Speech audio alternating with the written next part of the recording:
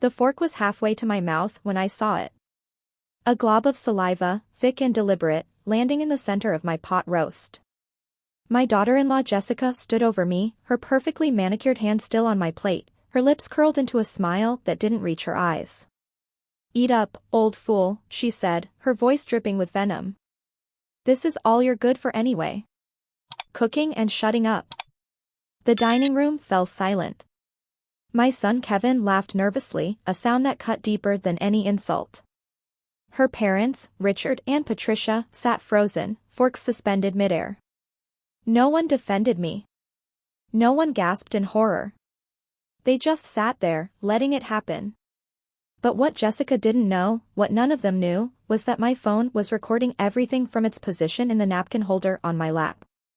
That video would destroy her life in ways she couldn't possibly imagine. My name is Martha, I'm 68 years old, and this is the story of how my daughter-in-law's cruelty became her downfall. Where are you watching from today? Drop a comment below, hit subscribe, and stay with me if you've ever been disrespected by family you trusted. Because what happened next, the revenge I carefully orchestrated over the following weeks, would leave Jessica homeless, jobless, and facing criminal charges. But to understand how we got to that moment, to truly appreciate the justice that was coming, I need to take you back to where it all began. It was 5 years ago when Kevin first brought Jessica home. I remember opening my front door to see them standing on my porch, Kevin's arm wrapped protectively around her waist, his face glowing with that new love radiance only a smitten man can have. She was beautiful, I'll give her that. 35 years old, with sleek dark hair that probably cost more to maintain than my monthly grocery budget, wearing a cream-colored dress that screamed expensive even to my untrained eye. "Mom, this is Jessica," Kevin said, practically bouncing with excitement. "Jessica, this is my mother, Martha." She extended her hand limply, the kind of handshake that tells you immediately that someone thinks they're above you. "It's lovely to meet you," she said, her eyes already scanning my living room over my shoulder. "What a quaint little home you have. Very retro." Quaint. Retro. Words that sound like compliments but land like insults. This was the house my late husband Tom and I had bought 40 years ago, where we'd raised Kevin, where every piece of furniture held a memory. But to Jessica, it was just outdated, something to be tolerated rather than appreciated. That first dinner should have been a warning sign. I'd spent the entire day preparing Kevin's favorite meal, the pot roast with roasted vegetables that he'd loved since childhood. Jessica picked at her food, moving it around her plate like a child avoiding vegetables.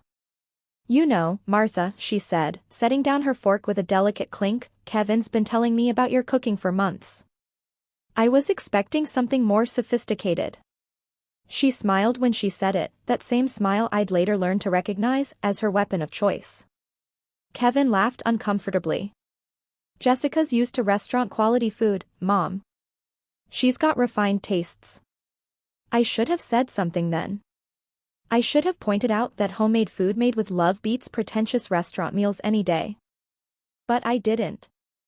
I just smiled and nodded, already making excuses for her in my mind. "She's nervous," I told myself. "She wants to impress Kevin. She'll warm up to me eventually." I couldn't have been more wrong. The relationship moved quickly. Within 6 months they were engaged, and Jessica immediately took control of the wedding planning.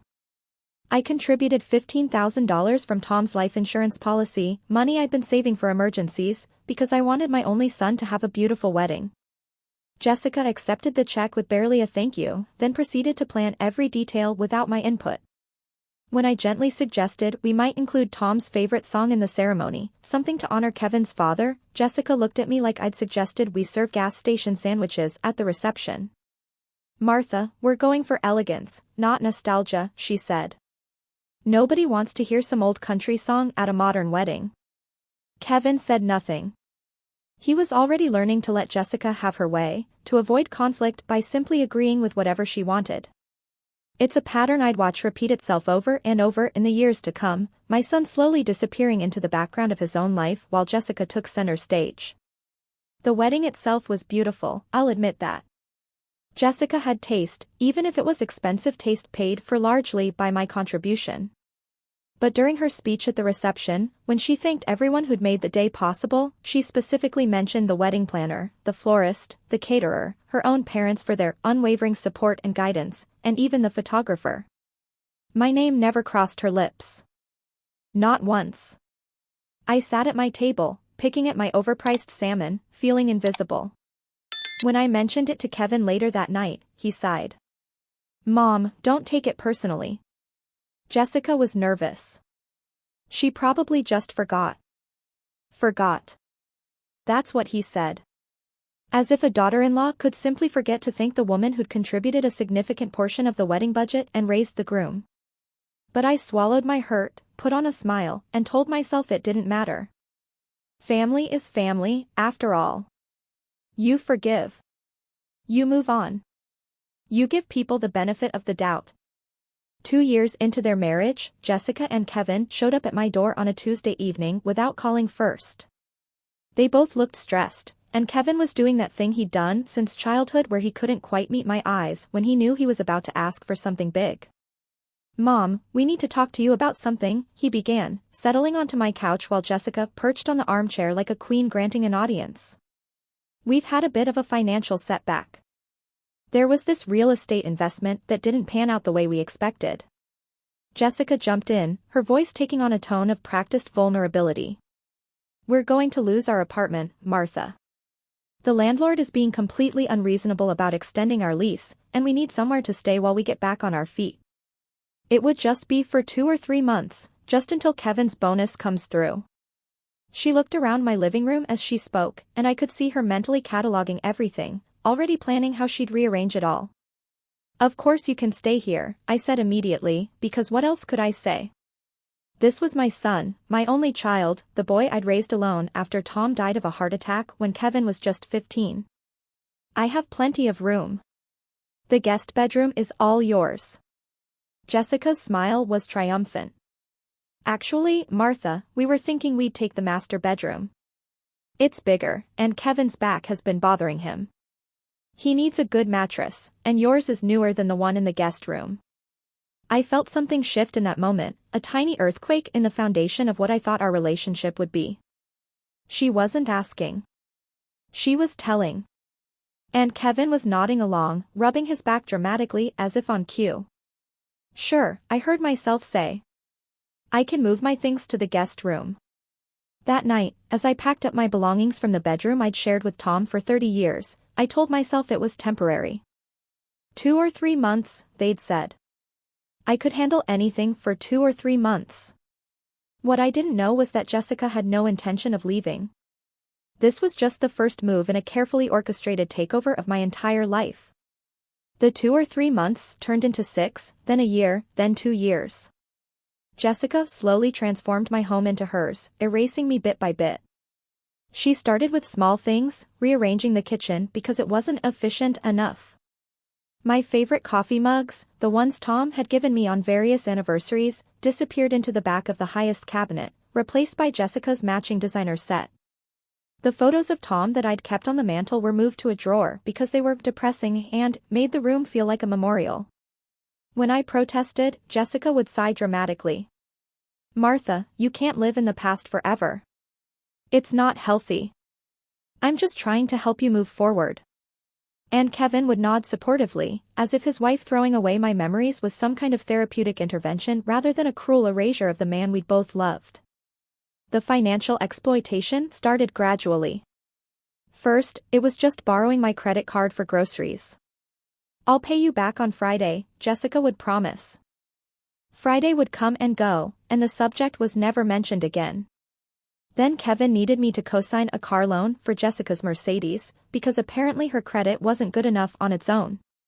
"It's just a formality, Mom," Kevin assured me. "We'll make all the payments. You won't have to pay a dime." 3 months later, I got a call from the bank. The payment was 60 days overdue, and as the co-signer, I was liable. I paid it, because what choice did I have? My credit depended on it. When I confronted them, Jessica acted shocked. "Oh my God, I completely forgot. Things have been so busy with work. I'll transfer you the money tomorrow." Tomorrow never came. The pattern repeated itself over and over. Jessica would borrow money, promise to repay it, then act as if the debt had never existed. My credit cards got maxed out with her purchases, designer clothes and spa treatments and expensive dinners with her friends. When the bills arrived and I questioned the charges, she'd look at me with wide, innocent eyes. "Are you sure you didn't make those purchases?" Sometimes seniors get confused about these things. That word, seniors, said with just enough emphasis to make it clear what she really meant. You're old. You're forgetful. You can't trust your own memory.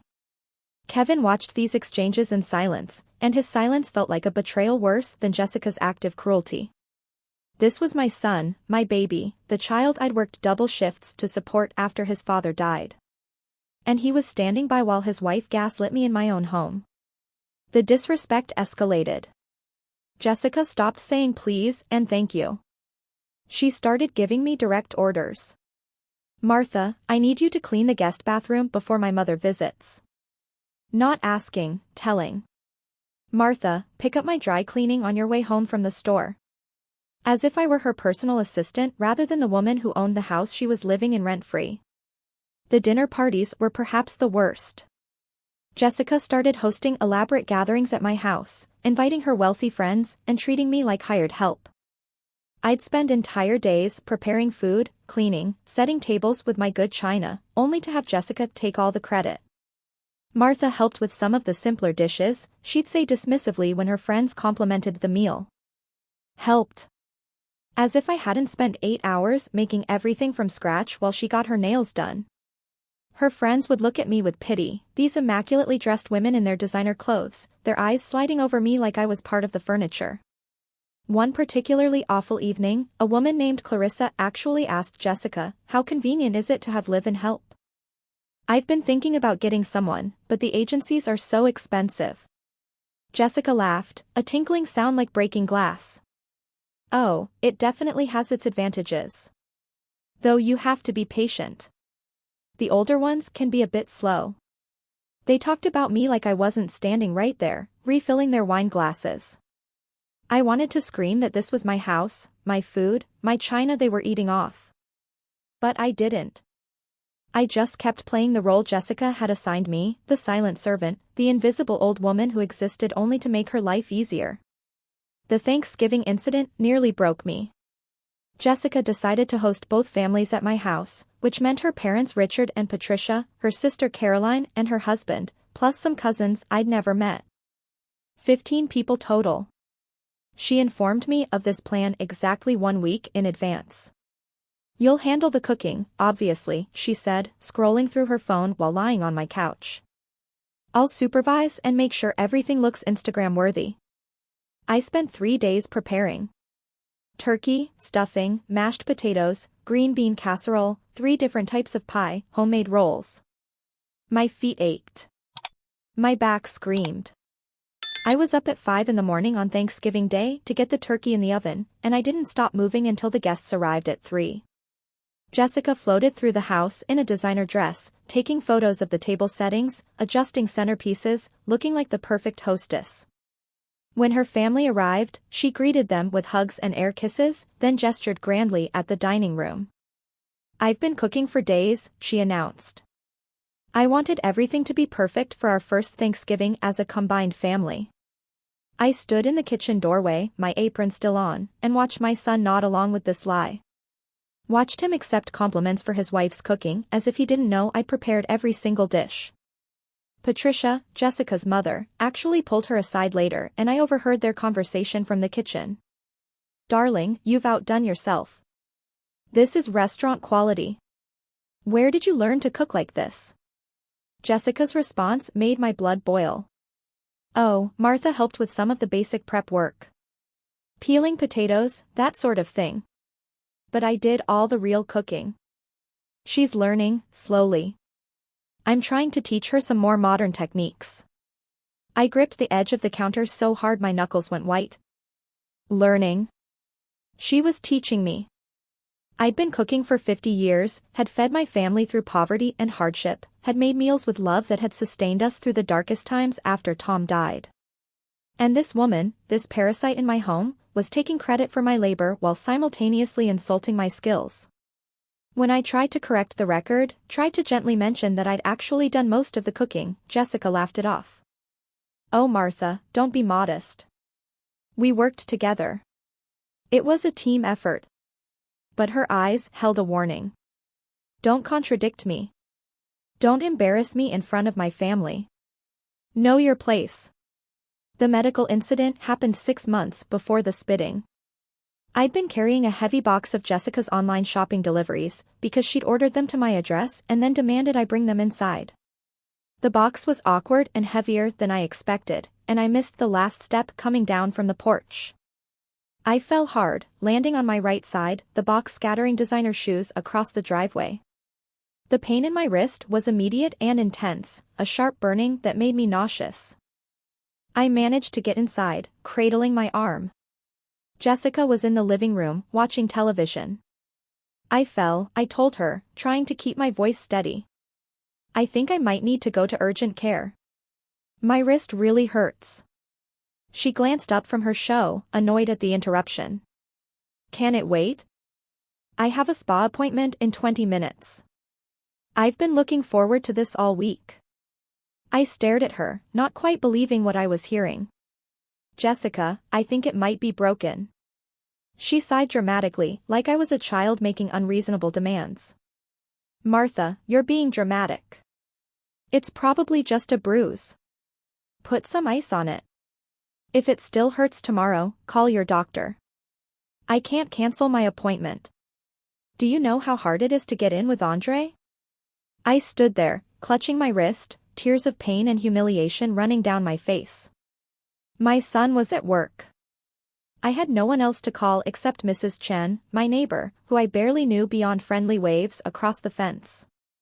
But I was desperate, so I called her. She came immediately, took one look at my swollen wrist, and drove me to urgent care without hesitation.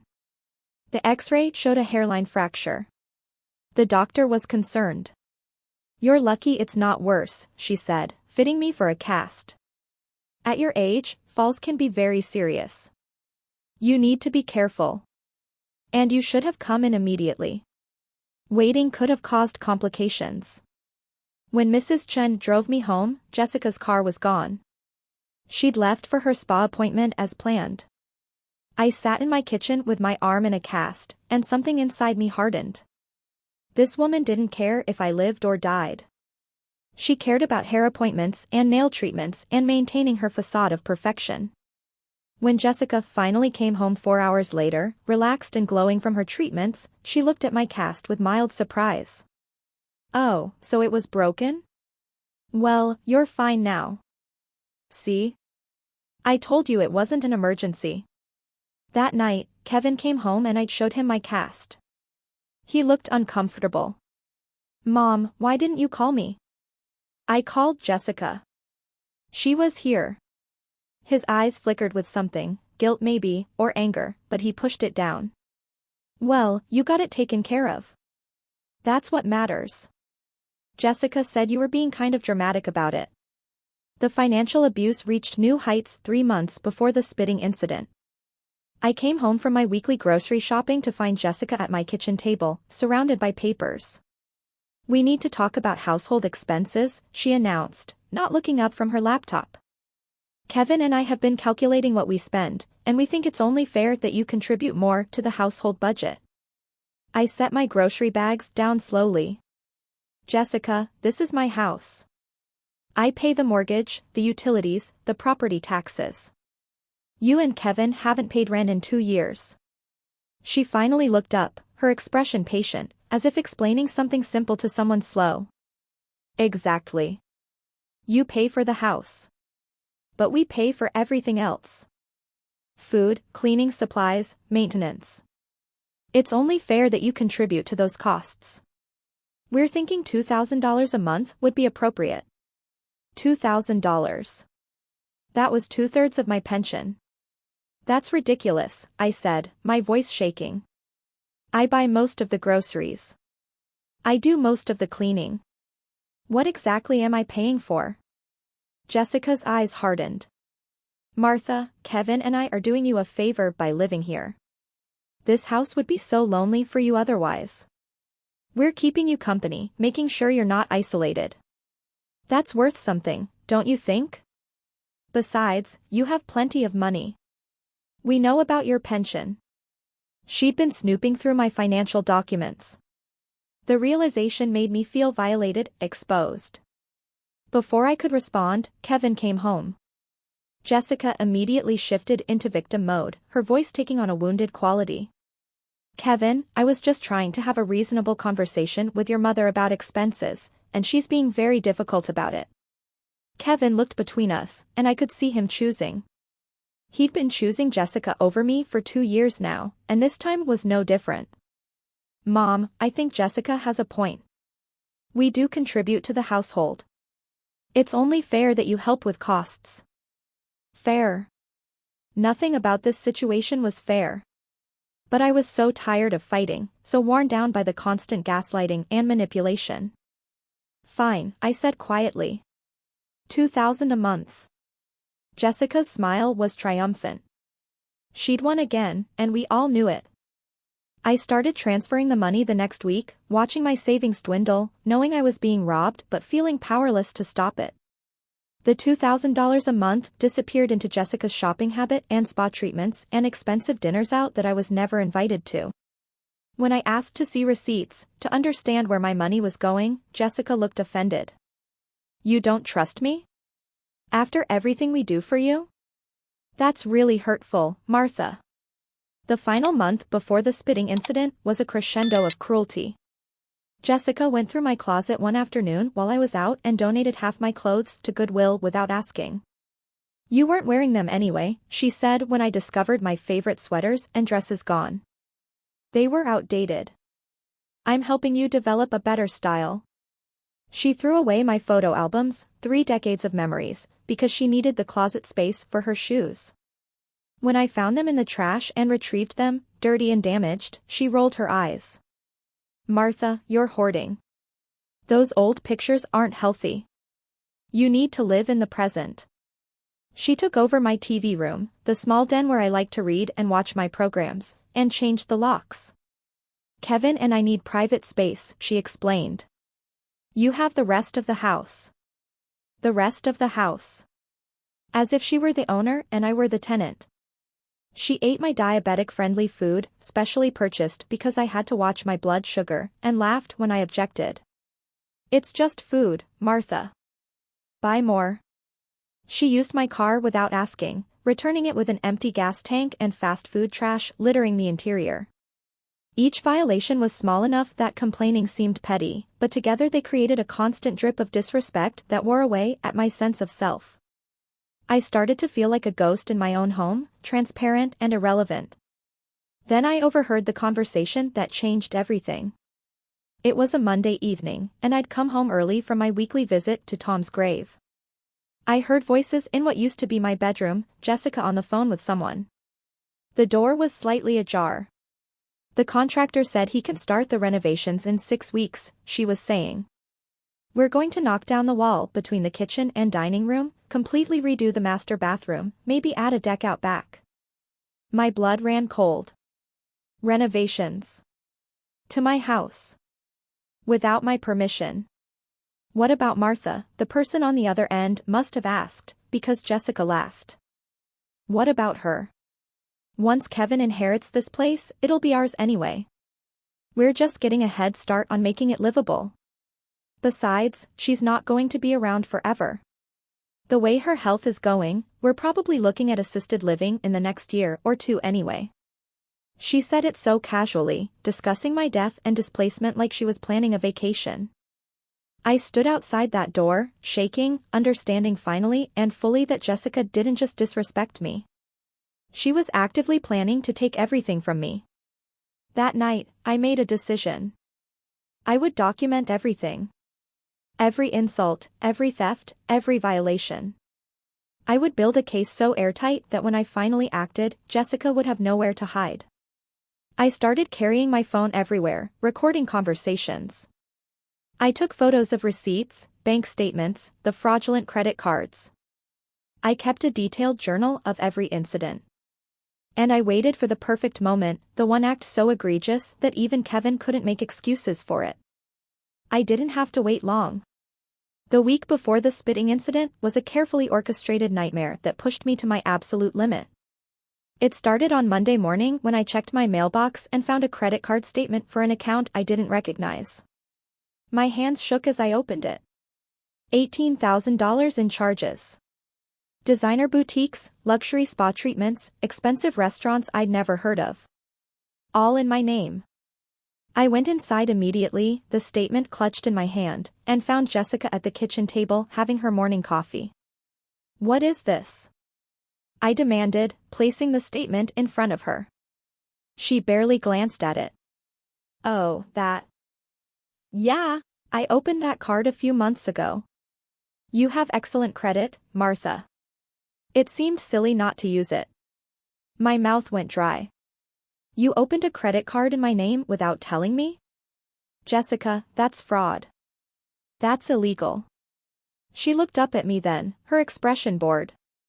"Don't be so dramatic. We're family. What's yours is ours. Besides, you should be thanking me. I'm helping you build even better credit." "Thanking you? You've stolen $18,000 from me." Kevin walked in then, fresh from the shower, and Jessica's demeanor changed instantly. Her eyes welled with tears, her voice taking on a trembling quality. "Kevin, your mother is accusing me of stealing. I've been trying to help manage the household finances, and she's being so cruel about it." I watched in horror as my son's expression shifted from confusion to disapproval, all of it directed at me. "Mom, what's going on? Why are you yelling at Jessica first thing in the morning?" "She opened a credit card in my name, Kevin. Without my knowledge or permission. That's identity theft." He picked up the statement, scanned it briefly, then set it down with a sigh.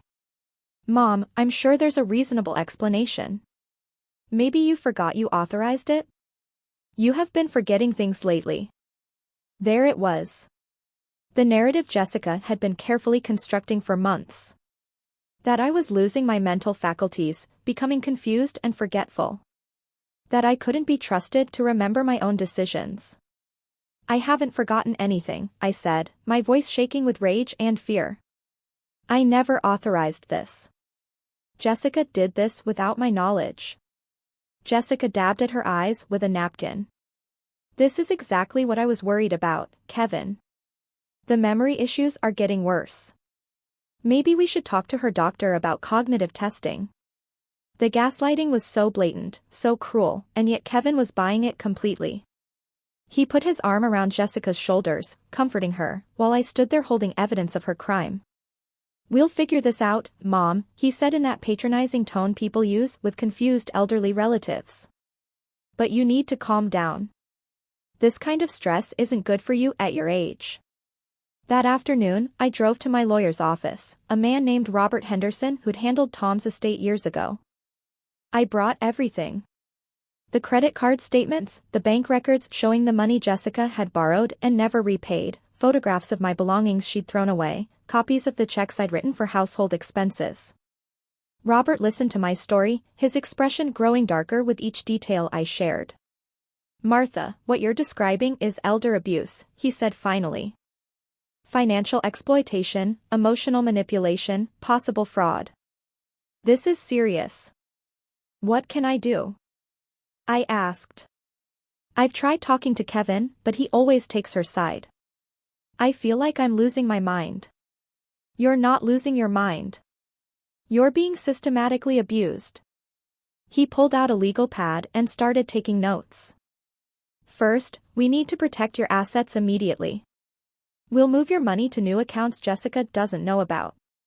Then we'll put your house in an irrevocable trust with a third party as trustee. That way, even if she somehow convinces Kevin to try to force a sale, she can't touch it." "What about getting them to leave?" Robert paused, choosing his words carefully. "That's trickier. They're your son and daughter-in-law. Legally, you can evict them, but it could destroy your relationship with Kevin permanently. Are you prepared for that?" I thought about Kevin laughing while Jessica spit in my food, about him calling me confused when I presented evidence of fraud, about 2 years of watching him choose her over me again and again. Yes, I said. I'm prepared. We spent the next 2 hours planning. Robert would prepare eviction notices, ready to be served at a moment's notice. He'd file the paperwork to establish the trust, with my neighbor Mrs. Chen as trustee. He'd prepare a new will that specifically excluded Jessica and made provisions that Kevin would only inherit if he divorced her. I need one more thing, I told him. I need this to happen all at once. I don't want to give her time to manipulate the situation or turn Kevin against me even more. When I act, I want it to be overwhelming, undeniable. Robert nodded slowly. You need a catalyst. Something so egregious that even your son can't make excuses for it. And you need evidence that will hold up in court. I'll get it, I promised. I went home that day with a plan forming in my mind. I stopped by an electronics store and bought a small pendant camera, the kind that looks like jewelry but records everything. I already had my phone for audio recording. Now I'd have video backup. That Wednesday, I made another discovery that made my blood boil. I ran into Patricia, Jessica's mother, at the grocery store. She greeted me with awkward sympathy, the kind you'd show someone going through a difficult time. Martha, how are you holding up? She asked. I know this must be so hard for you. I had no idea what she was talking about. Hard? What do you mean? Patricia looked confused. The dementia diagnosis. Jessica told us last month that your doctor confirmed it. She said you're in early stages now, but it's progressing quickly. She's been so worried about you.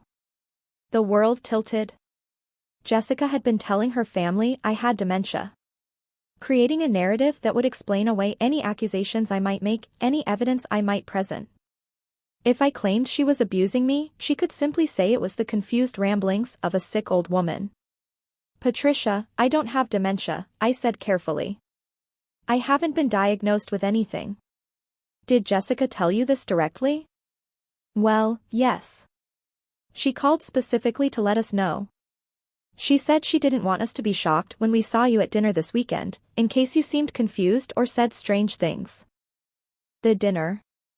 Jessica had invited her family for Saturday night, the same dinner where the spitting would eventually occur. She was preemptively discrediting me, making sure that if I objected to her behavior, her parents would dismiss it as dementia-related confusion. I see, I said quietly. Thank you for telling me, Patricia. I left my half-full cart right there in the aisle and went home. This was worse than I'd thought. Jessica wasn't just stealing from me and disrespecting me. She was constructing an elaborate framework to have me declared incompetent. If she succeeded, she and Kevin could take control of my finances, make medical decisions for me, possibly even have me committed to a facility against my will. That evening, I called Mrs. Chan and told her everything. She was horrified. Martha, this woman is dangerous. You need to act now, before she does permanent damage. I will, I promised. But I need your help. Can you be available Saturday evening? I think that's when everything is going to come to a head. Mrs. Chen agreed without hesitation. She'd lived next door to me for 15 years, had watched Jessica's behavior with growing concern. I've seen how she treats you, she said. I should have said something sooner. I'm sorry I didn't. You're saying something now, I told her. That's what matters. Friday afternoon, Jessica made her grand announcement. She swept into the living room where I was reading, her phone in hand, looking pleased with herself. My parents are coming for dinner tomorrow night, she declared. I told them 7 o'clock. You'll make that pot roast thing you do.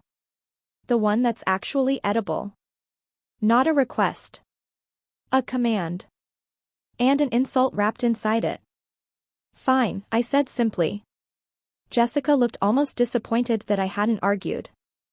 Great. And Martha? Try to act normal tomorrow night, okay?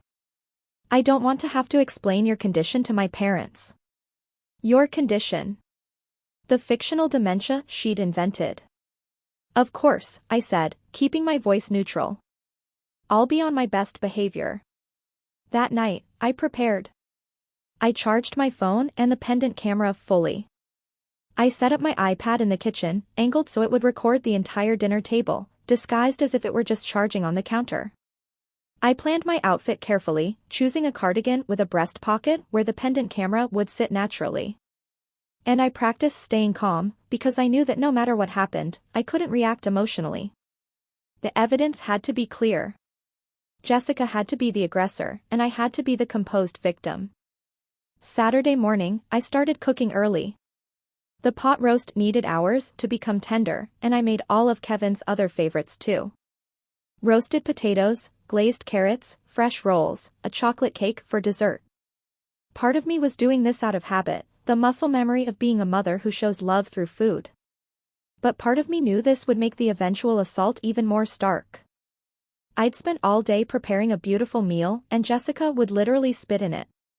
The contrast would be undeniable. Jessica spent the day at the salon, coming home at 5 with perfect hair and fresh makeup. She inspected the dining room table I'd already set with my good china. Use the other tablecloth, she ordered. The white one, not this cream color. And polish the silverware again. I can see spots. I did as she asked, biting my tongue. Kevin came home from playing golf with friends, happy and relaxed, completely oblivious to the tension in the house. He kissed Jessica, barely acknowledged me, and went to shower and change. At exactly 7 o'clock, the doorbell rang. I opened it to find Richard and Patricia Whitmore on my doorstep, dressed as if they were attending a country club dinner rather than a casual family meal. Martha, Patricia said, her voice overly loud and slow, as if speaking to someone hard of hearing or simple-minded. How are you feeling today? Already, Jessica's narrative was affecting how they treated me. I'm well, thank you, I said, stepping aside to let them in. Jessica appeared immediately, sweeping her mother into a hug. Mom, Dad, come in. Everything's ready. She shot me a look. Martha, take their coats. I hung their coats in the closet, feeling like a servant at my own dinner party. We settled around the table, and I began bringing out the food. Jessica presided over the table like a queen, accepting compliments for the meal she hadn't cooked, laughing and chatting with her parents about people I didn't know and places I'd never been. Kevin participated in the conversation, but he seemed distracted, checking his phone periodically. I noticed he'd been distant all week, probably stressed about work or money or the lies he was helping Jessica maintain. As I served the pot roast, Patricia complimented it effusively. This is delicious, Jessica. When did you learn to cook like this? Jessica smiled, that practiced, perfect smile. Oh, I've been teaching Martha some techniques. She's getting better, finally. This recipe is mostly mine, but she helped with the prep work. The theft of credit for my cooking no longer surprised me. I'd expected it. What I hadn't expected was how calm I would feel, knowing that every word was being recorded by 3 different devices. Jessica was building her own case against herself, one lie at a time. Richard started talking about real estate, and the conversation shifted to property values in our neighborhood. You know, he said, looking around the dining room, this house has good bones. With the right renovations, it could be worth quite a bit more. Have you thought about updating it? Jessica's eyes lit up. Actually, we have. We're planning some major renovations.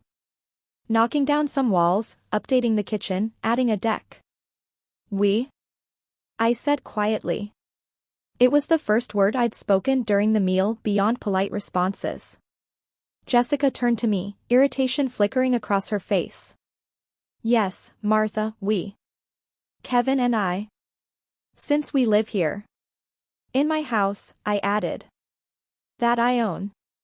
The table fell silent. Kevin shifted uncomfortably. Patricia and Richard exchanged glances. Jessica's smile tightened, becoming something harder and meaner. We've discussed this, Martha. When Kevin inherits, we'll be making some changes. We're just planning ahead. You've discussed it, I corrected. I haven't agreed to anything. Jessica's mask was slipping. I could see the rage building behind her eyes, the fury at being contradicted in front of her parents. "You know what your problem is, Martha," she said, her voice taking on an edge. "You can't accept that this isn't your house anymore. Kevin and I run things now. You're just living here because we allow it." The statement hung in the air, shocking in its audacity. Kevin should have intervened then, should have reminded his wife that I owned this house, that they were guests who'd overstayed their welcome. Instead, he looked down at his plate, saying nothing. Richard cleared his throat awkwardly. Patricia suddenly became very interested in her napkin. And Jessica, emboldened by the silence, by the implicit support of her family and my son's refusal to defend me, decided to drive her point home. She stood up, ostensibly to help clear the dinner plates. As she reached for mine, still half full of pot roast and vegetables, she paused. Our eyes met. I saw the calculation in her gaze, the decision being made. She wanted to remind me of my place, to humiliate me in front of witnesses, to assert her dominance so completely that I would never dare challenge her again. She leaned over my plate, and I watched as she pursed her lips and deliberately, slowly, spit into my food. The glob of saliva landed in the center of my pot roast, glistening under the chandelier light. "Eat up, old fool," she said, her voice dripping with contempt. "This is all you're good for anyway. Cooking and shutting up." The room froze. For exactly 3 seconds, nobody moved. Then Kevin laughed, a nervous, horrified sound that tried to pass as amusement. "Jessica, that's going too far." But he didn't stand up. Didn't demand she apologize. Didn't defend his mother who had just been assaulted and degraded at her own dinner table. Richard Whitmore chuckled uncomfortably, as if witnessing elder abuse was just an awkward social moment to laugh through. Young people today, always with the jokes. Patricia looked away, suddenly fascinated by the wallpaper, unwilling to acknowledge what her daughter had just done. The silence stretched, thick and suffocating. Everyone waited for me to react, to cry, to leave the table in humiliation, to confirm my role as the victim they could all dismiss. Instead, I carefully reached into my lap and stopped the recording on my phone. I looked down at my defiled plate, at the evidence of Jessica's contempt glistening under the light. Then I stood up slowly, with as much dignity as I could muster. "Excuse me," I said, my voice perfectly steady. "I seem to have lost my appetite." Jessica's smile was triumphant. She thought she'd won, thought she'd finally broken me completely. "What's wrong, Martha? Not hungry for your own cooking?" Kevin laughed again, and that sound, that complicit laughter from my own son, crystallized everything. This wasn't just about Jessica anymore. This was about Kevin choosing to enable her cruelty, choosing her validation over his mother's humanity. I walked to my bedroom with measured steps, closed the door, and locked it. Only then did I allow myself to shake. But it wasn't fear or sadness making my hands tremble. It was rage, cold and calculated, the kind of anger that doesn't explode but instead hardens into something unbreakable. I sat on my bed and pulled out my phone. The video was perfect. Crystal clear footage of Jessica spitting in my food, her voice sharp with malice as she called me an old fool. The audio captured Kevin's laughter, Richard's dismissive joke, Patricia's silence. Every person at that table had witnessed assault and done nothing. I transferred the video to 3 different cloud storage accounts, emailed copies to myself and to Robert Henderson, my lawyer, then saved it to 2 different USB drives. This evidence would not disappear, would not be denied or explained away. Then I opened my laptop and began drafting emails. The first went to Robert with the subject line, "It happened. Proceed with all legal actions immediately." I attached the video and a detailed written account of the evening. The second email went to Mrs. Chun with a copy of the video and a request that she come to my house Monday morning at 8 to serve as a witness. The third email I saved in my drafts folder, not ready to send yet. It was addressed to Jessica's employer, a pharmaceutical company with strict ethics clauses in their employment contracts. I'd researched this weeks ago, preparing for this moment. I knew that any employee convicted of assault or fraud could be immediately terminated. But I wouldn't send that email yet. I wanted Jessica to feel secure for one more day, to believe she'd gotten away with it. Around midnight, I heard Jessica and Kevin showing her parents out, their voices carrying through the house. "I'm sorry you had to see that," Jessica was saying. "Martha's been having these episodes lately. The dementia is making her paranoid and difficult." "Is she getting proper care?" Patricia asked, concerned. "We're looking into facilities," Jessica replied smoothly. "But it's such a hard decision. Kevin feels guilty about it, don't you, honey?" "Yeah," Kevin said, and I could hear the weakness in his voice, the man who'd let his wife spit in his mother's food now pretending concern. "It's tough, but we want what's best for Mom." I listened to them discuss putting me in a home, disposing of me like an inconvenient problem, and I smiled in the darkness. They had no idea what was coming. Sunday morning, I stayed in my room, using the excuse of not feeling well. Jessica knocked once, her voice falsely sweet through the door. "Martha? Are you okay? You didn't come out for breakfast." "I'm fine," I called back. "Just tired. I need rest." "Okay, well, Kevin and I are going out for brunch. We'll be back this afternoon. There are dishes in the sink from last night that need washing." Of course there were. She'd left the entire dinner mess for me to clean up, one final insult. I waited until I heard their car pull away, then emerged and surveyed the damage. Dishes piled everywhere, food dried on plates, wine glasses with lipstick stains.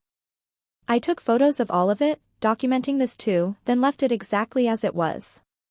Instead, I went to my car and drove to Eleanor's house. Eleanor Pritchard had been my best friend since Tom died, a widow herself who understood loss and loneliness. I'd called her late Saturday night and told her everything. Now, as I pulled up to her small house across town, she was waiting on the porch with coffee and fury in her eyes. "Show me the video," she demanded before I was even out of the car. We sat in her kitchen and watched it together. When Jessica spit in my food, Eleanor gasped. When Kevin laughed, she swore viciously. "That boy needs his ass kicked," she said. "And that woman needs to be in jail." "She will be," I promised. "But I need your help. I'm going to need somewhere to store some of my belongings, just my most precious things. Photos, Tom's papers, things I can't risk Jessica destroying when everything comes crashing down." Eleanor grabbed my hand. "Bring it all. And Martha? Burn her world to the ground. You've earned it." I spent Sunday afternoon quietly moving boxes to Eleanor's garage. My photo albums, Tom's military medals, my grandmother's jewelry, documents and mementos that couldn't be replaced. Each trip felt like preparing for war, which I suppose I was. By evening, everything I couldn't bear to lose was safe. Monday morning arrived with cruel sunshine, bright and cheerful, completely at odds with what I was about to do. I woke at 6, showered, dressed in my most respectable outfit, a navy dress and cardigan that made me look like someone's kind grandmother, not a woman about to destroy her daughter-in-law's life. At 7:30, Mrs. Chan arrived as planned. I'd called her Sunday evening to confirm. She brought her husband David, a retired attorney who'd offered to accompany us. "You shouldn't face this alone," he'd insisted. We sat in my living room and I showed them the video. Mrs. Chen's face went white with rage. David watched with professional detachment, but I saw his jaw tighten. "This is clear assault," he said. "And given the context you've described, the financial exploitation, the gaslighting about dementia, this is textbook elder abuse. Any prosecutor would jump at this case." "Good," I said. "Because we're going to the police station right now." We arrived at the station at 8:15. The sergeant at the front desk was a young woman named Officer Martinez. She listened to my initial explanation with growing concern. "Ma'am, do you have any evidence of this assault?" I pulled out my phone and handed it to her. She watched the video, and I saw her expression shift from professional interest to genuine anger. "Wait here," she said, disappearing into the back. 5 minutes later, she returned with an older detective, a man with gray hair and tired eyes who introduced himself as Detective Carson. "Mrs. Thompson, I'd like to take your full statement." Would you come with me? For the next 2 hours, I told him everything. I showed him the video from Saturday night, but also the photos of my belongings Jessica had thrown away, the credit card statements showing fraud, the bank records of money she'd borrowed and never repaid, the documentation of her telling people I had dementia when I didn't. I gave him Mrs. Chen's statement as a witness to how Jessica treated me. I provided dates, times, specific incidents going back 2 years. Detective Carson took notes carefully, occasionally asking clarifying questions. When I finished, he sat back and studied me. Mrs. Thompson, I've been doing this for 25 years. I've seen a lot of elder abuse cases. Most victims are too scared or too confused to fight back. You're neither. No, I agreed. I'm not. Why now? He asked. Why endure this for 2 years and suddenly decide to press charges?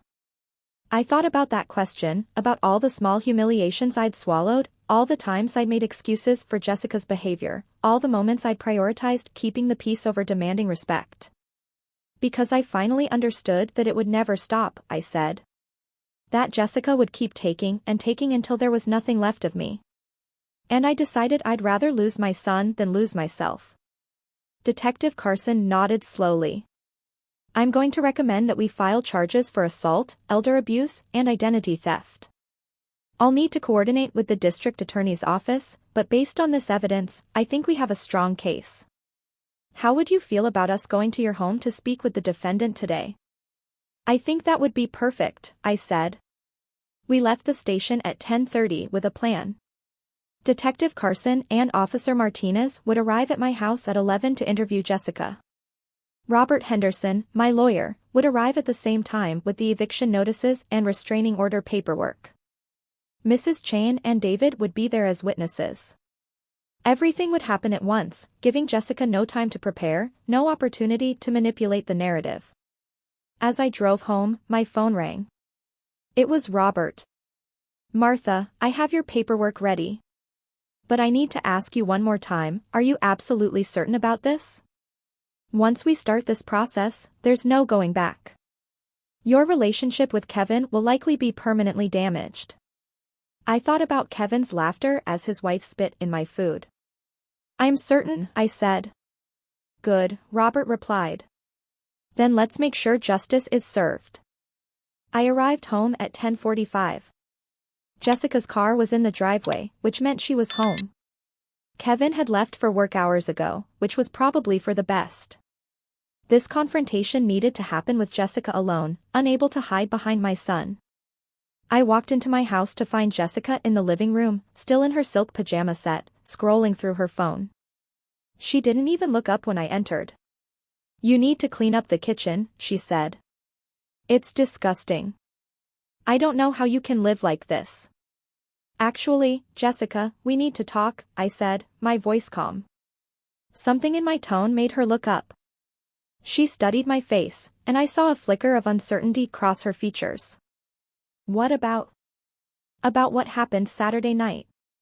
About your behavior over the past 2 years. About everything that's about to change. Jessica stood up, her expression shifting to defensive anger. If this is about that joke at dinner, you really need to develop a sense of humor. Everyone else thought it was funny. Spitting in someone's food isn't a joke, I said. It's assault. She laughed, but it sounded forced. Assault? Are you serious?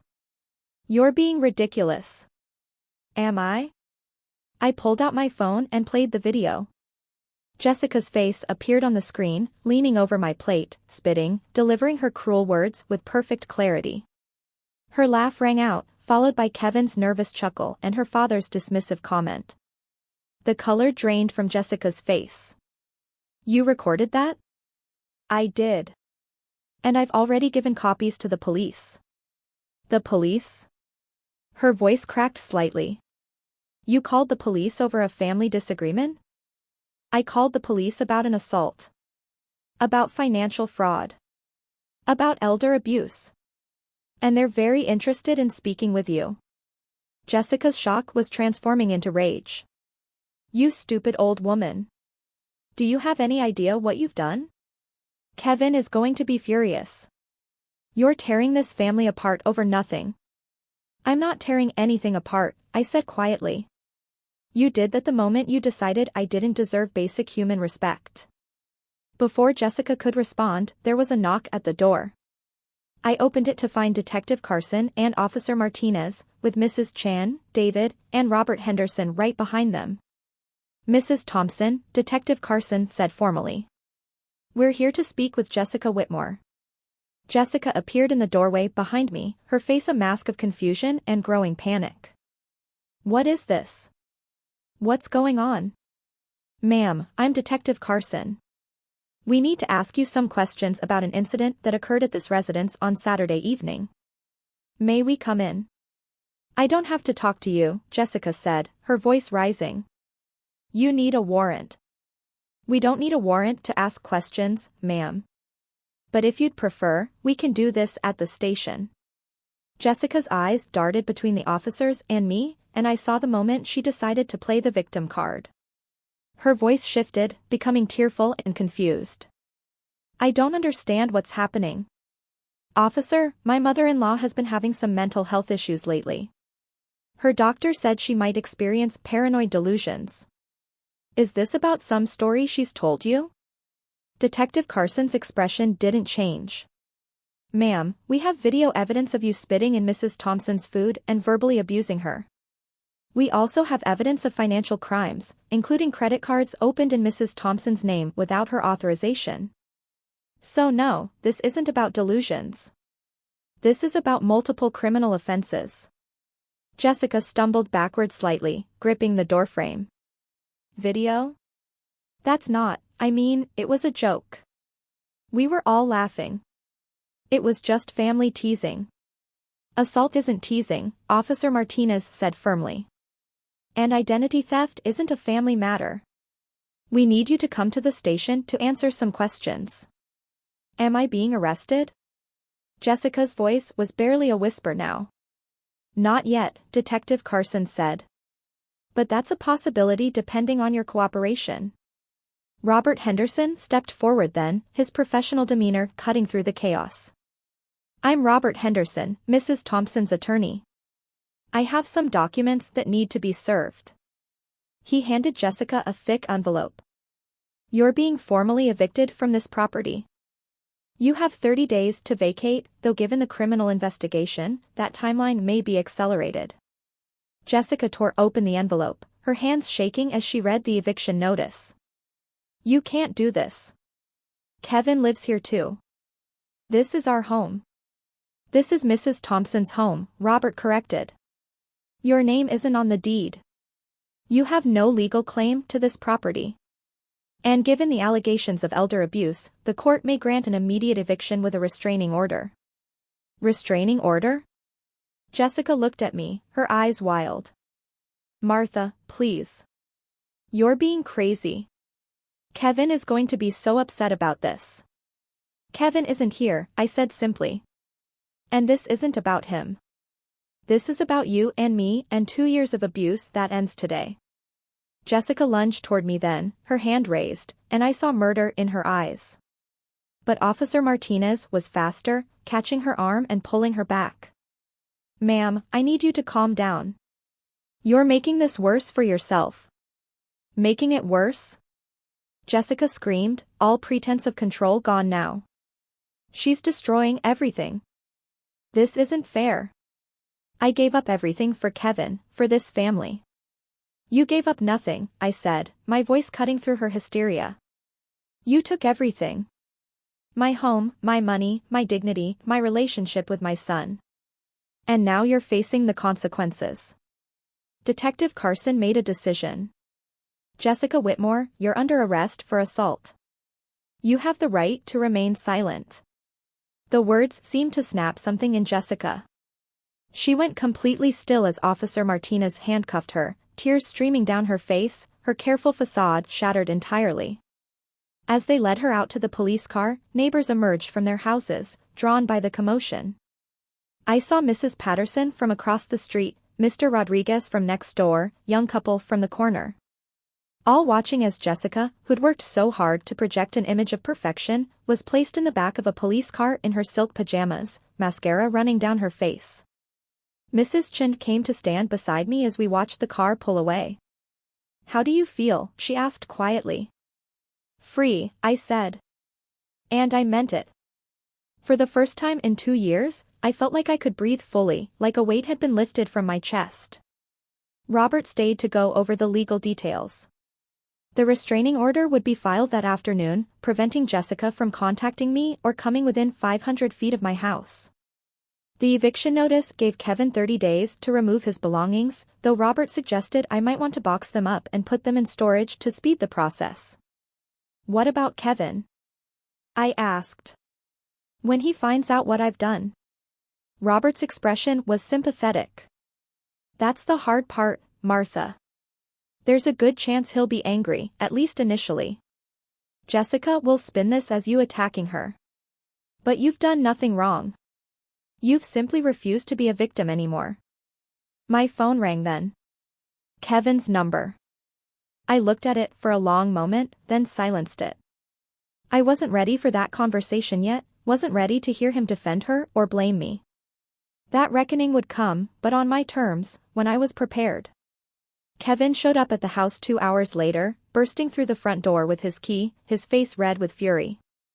I was in the living room with Robert and Mrs. Chen, expecting this exact moment. "What the hell have you done?" he shouted, not even bothering with a greeting. "Jessica called me from the police station." "She's been arrested?"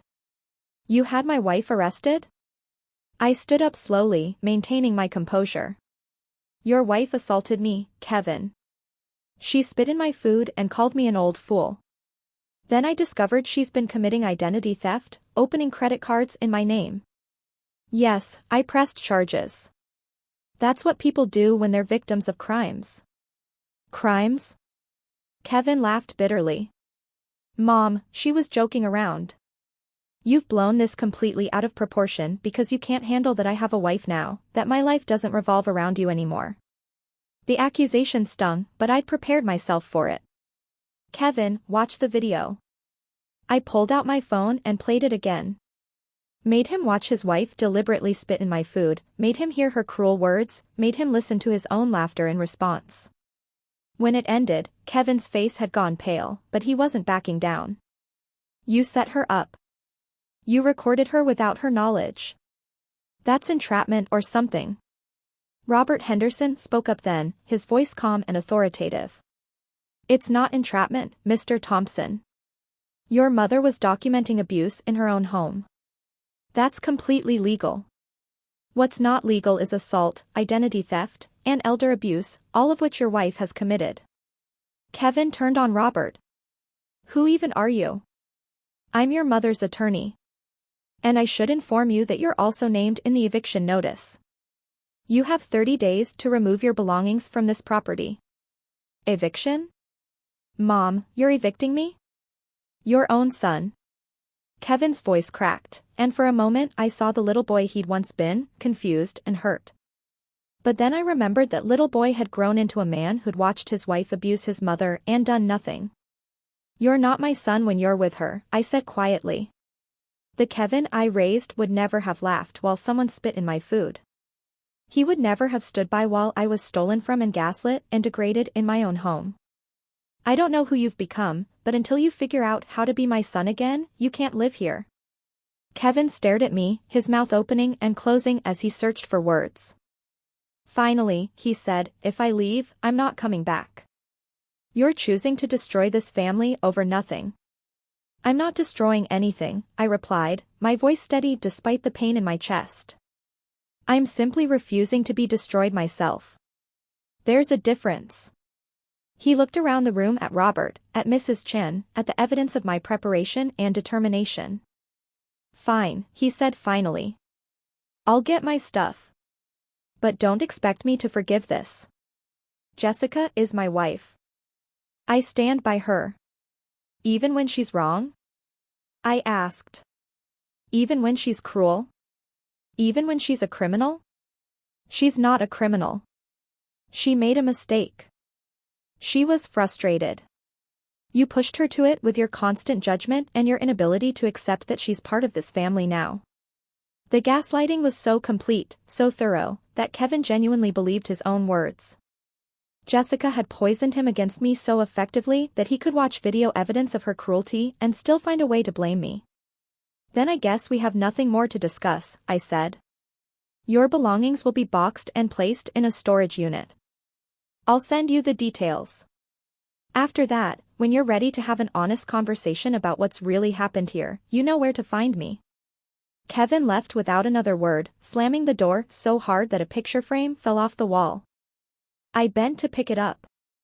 It was a photo of Kevin at his college graduation, Tom and me on either side of him, all three of us grinning at the camera. That version of our family was gone, and I wasn't sure it would ever come back. Mrs. Chun put her arm around my shoulders. You did the right thing. Then why does it hurt so much? I asked, tears finally spilling over. Because he's your son, she said simply. And love doesn't stop just because someone disappoints you. But that doesn't mean you should let them destroy you. Over the next week, the consequences for Jessica mounted like an avalanche. The police investigation expanded as they dug into the credit card fraud. It turned out the $18,000 card I'd discovered was just one of 3 she'd opened in my name. The total was over $43,000. The district attorney's office took the case seriously, assigning a prosecutor named Diana Reeves who specialized in elder abuse cases. Diana called me Tuesday afternoon. Mrs. Thompson, I've reviewed all the evidence. This is one of the clearest cases of financial elder abuse I've seen. Combined with the assault charge, we're looking at potential jail time for Ms. Whitmore. How much time? I asked. If convicted on all charges, up to 3 years. Though first offenders often get reduced sentences, especially if they agree to plea deals. 3 years. It seemed both too much and not enough for 2 years of systematic abuse. On Wednesday, I sent the video and evidence packet to Jessica's employer, a pharmaceutical company called MedTech Solutions. I'd researched their ethics policy thoroughly. Any employee charged with crimes of moral turpitude could be immediately terminated. By Thursday afternoon, Kevin called me, his voice ragged. They fired her. Jessica's been fired. She's trying to make bail, but she can't afford it because she has no job now. Mom, she's sitting in jail because you wanted revenge. I wanted justice, I corrected. There's a difference. She has no money for a lawyer. Her parents are refusing to help after you sent them all that information about the credit cards. Do you understand what you've done? You've destroyed her life.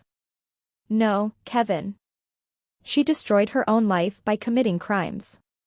I simply refuse to be her victim anymore. He hung up on me. Friday brought Jessica's bail hearing. I attended, sitting in the back of the courtroom with Mrs. Chen. Jessica appeared in an orange jumpsuit, looking small and frightened, nothing like the confident woman who'd ruled my house like a tyrant. Her public defender, a young man who looked overwhelmed, argued for minimal bail. Your Honor, my client has no prior record. She's not a flight risk. She has ties to the community. The prosecutor, Diana Reeves, stood up with the tablet containing my video. Your Honor, the defendant committed assault against an elderly person, engaged in systematic financial abuse, and has stolen over $43,000 through identity theft. The video evidence shows someone who feels entitled to abuse a vulnerable person. She is precisely the type of offender who needs to be held accountable. The judge, a stern woman in her 60s, watched the video with an expression of growing disgust. When Jessica spat in my food, I saw the judge's jaw tighten. When my daughter-in-law said, "Eat up, old fool," the judge's eyes hardened. Bail is set at $50,000, the judge announced. And I'm issuing a protective order. The defendant is not to contact the victim or come within 500 feet of her residence. Jessica's face crumpled. She couldn't afford $50,000 bail. Her parents had refused to help. Kevin didn't have that kind of money. She would sit in jail until trial unless she could scrape together the bail or accept a plea deal. As I left the courthouse, I felt none of the triumph I'd expected. Instead, I felt tired and sad and old. Jessica deserved consequences for her actions, but watching her fall apart brought me no joy. Mrs. Chun seemed to sense my mood. Second thoughts, she asked as we walked to the car. Not about pressing charges, I said. But I keep wondering if there was something I could have done differently, some way I could have reached her before it came to this. Martha, you tried for 2 years. You cooked her meals and gave her money and let her live in your house rent-free. Some people interpret kindness as weakness. That's not your fault. Jessica spent 3 days in jail before her parents finally, reluctantly, posted bail. But by then, the damage was done. Word had spread through their social circle about the arrest, the charges, the video that showed their perfect daughter spitting in an elderly woman's food. Patricia called me on Monday, her voice tight with barely controlled emotion. Martha, I need to understand what happened. Jessica's version of events doesn't match the evidence you sent us. We met for coffee at a neutral location, a small cafe downtown. Patricia looked like she'd aged years in a week, her usual polish dimmed by stress and shame. I believed her, Patricia said, stirring her coffee mechanically. When she said you had dementia, that you were making up stories about her, I believed my own daughter. What kind of mother does that make me? The kind who loves her child, I said. I understand that impulse. I've made excuses for Kevin's behavior too. Patricia looked up at me, her eyes red-rimmed.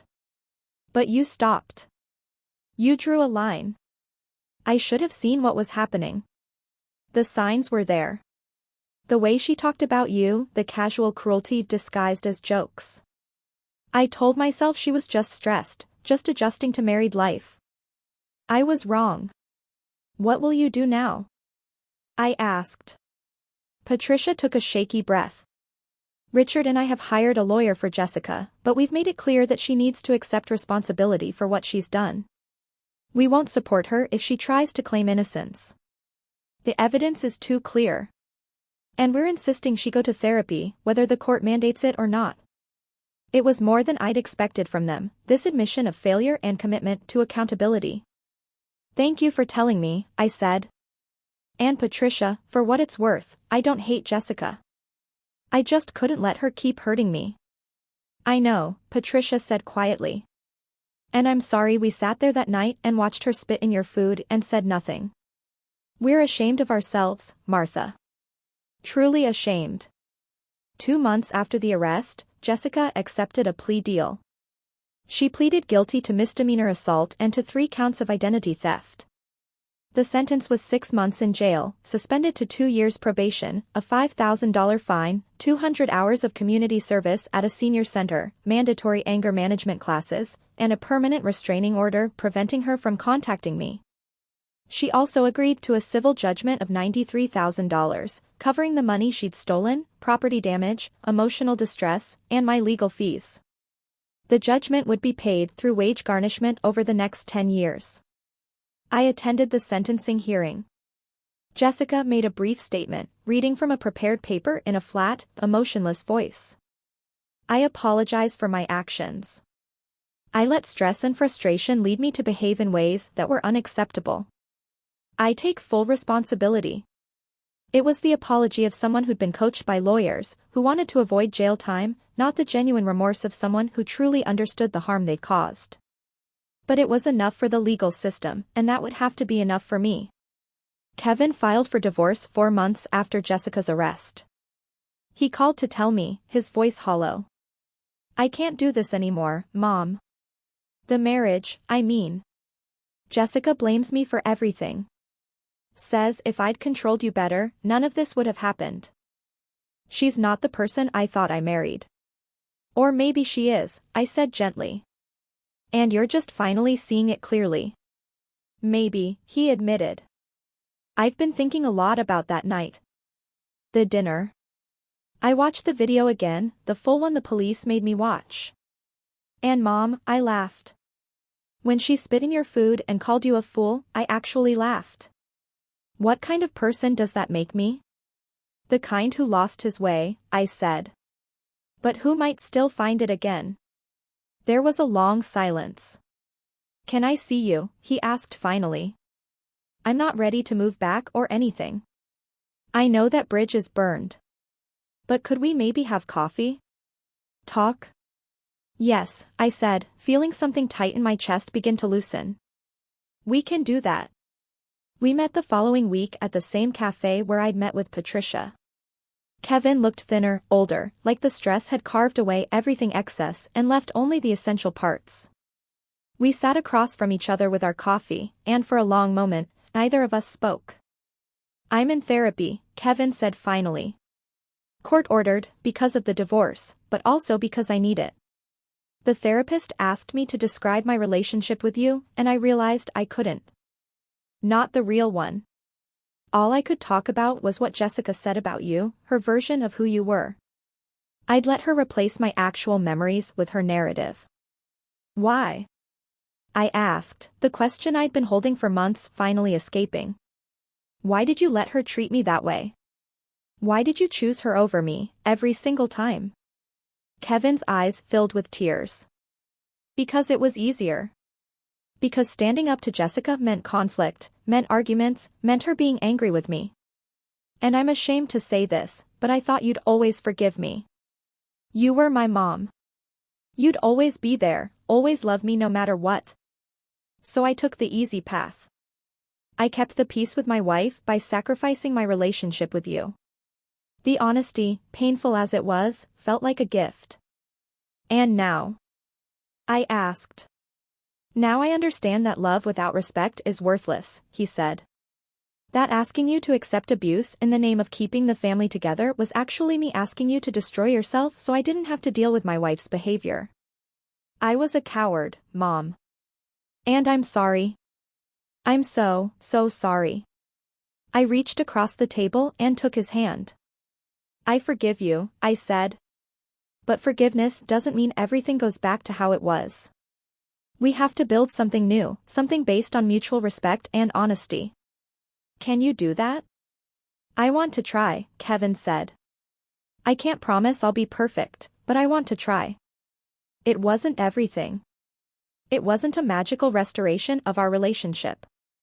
But it was a beginning, and sometimes that's enough.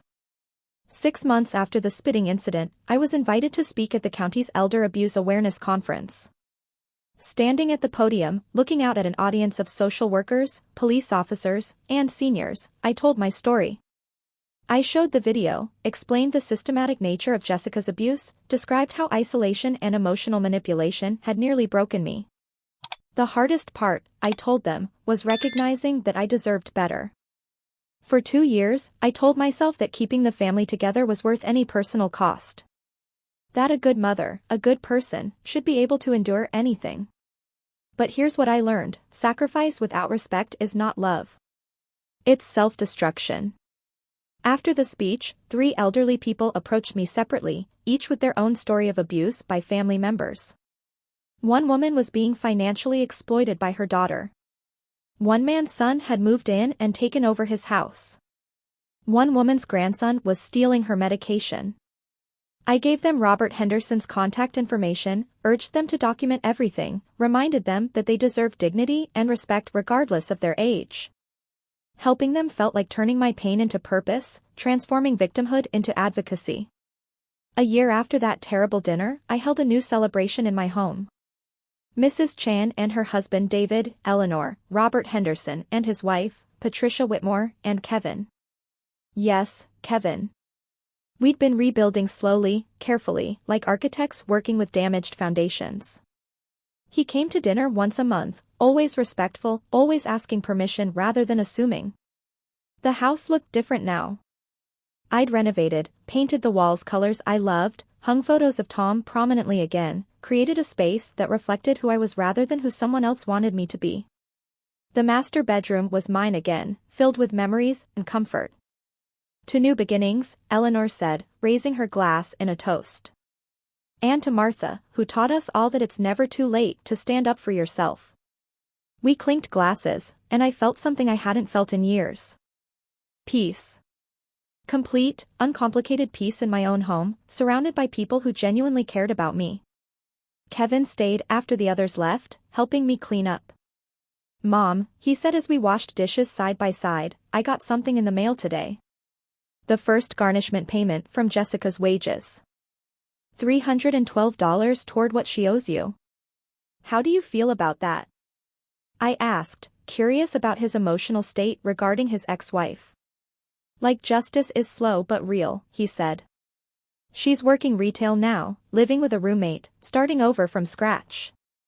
Part of me feels bad for her. But then I remember that video, and I remember that she did this to herself. We all played a part, I said. Me for tolerating it so long. You for enabling it. Her parents for not seeing it. But yes, ultimately, Jessica made her choices. Do you ever regret it? Kevin asked. Pressing charges, I mean. Blowing everything up? I thought about that question carefully. No, I said finally. I regret that it had to happen, that there was no other way to make it stop. But I don't regret choosing myself. For the first time in my life, I prioritized my own well-being over keeping the peace, and that doesn't feel like something to regret. As Kevin left that night, he hugged me at the door, a real hug, not the obligatory kind Jessica had trained him to give. I love you, Mom, he said. And I'm proud of you. I know I should have said that years ago, but I'm saying it now. I love you too, I told him. And I'm proud of the man you're becoming, even if it took losing everything to get there. After he drove away, I stood on my porch, looking at the neighborhood I'd lived in for 40 years. The house lights glowing in windows, the sound of distant laughter, the smell of someone's dinner cooking. Ordinary life, continuing its ordinary rhythms. But nothing felt ordinary to me anymore. I'd walked through fire and come out forged into something stronger. I'd lost my illusions about family and sacrifice and unconditional love, but I'd gained something more valuable, self-respect. Inside, I made myself a cup of tea and settled into my favorite chair, the one Jessica had tried to throw away because it didn't match her aesthetic. I pulled out my journal and began to write, documenting this journey one final time, not for evidence or legal purposes, but for myself. Today I choose peace, I wrote. Today I choose dignity. Today I choose me. And for the first time in years, that choice felt not selfish but essential, not cruel but kind. I had reclaimed my life from someone who'd tried to steal it piece by piece. I had stood up when standing up meant losing everything I thought I needed. And I had discovered that what I actually needed, what I'd always needed, was simply the courage to believe I deserved better. The story of Jessica spitting in my food should have been my lowest moment. Instead, it became my liberation. Because sometimes the worst thing that happens to you can become the catalyst for the best decision you ever make. Sometimes you have to watch your whole world crumble before you can build something better in its place. And sometimes the greatest act of love is recognizing when love has turned toxic and having the strength to walk away. I'm Martha. I'm 69 years old now. And this is the story of how I reclaimed my life, one difficult choice at a time. If you're in a situation where family members are disrespecting, manipulating, or abusing you, please know that you're not alone. You deserve dignity. You deserve respect. And you deserve to live without fear in your own home. It's never too late to stand up for yourself. It's never too late to choose your own well-being. And it's never too late to understand that real family honors you, not diminishes you. Thank you for listening to my story. If it resonated with you, please share it with someone who needs to hear it. Leave a comment about your own experiences with setting boundaries and standing up for yourself. Subscribe for more stories of real people finding their strength in impossible situations. And remember, you teach people how to treat you. Make sure you're teaching them that you deserve respect. Stay strong, and never let anyone make you feel small in your own life. You matter. Your dignity matters. And your peace matters more than keeping toxic peace.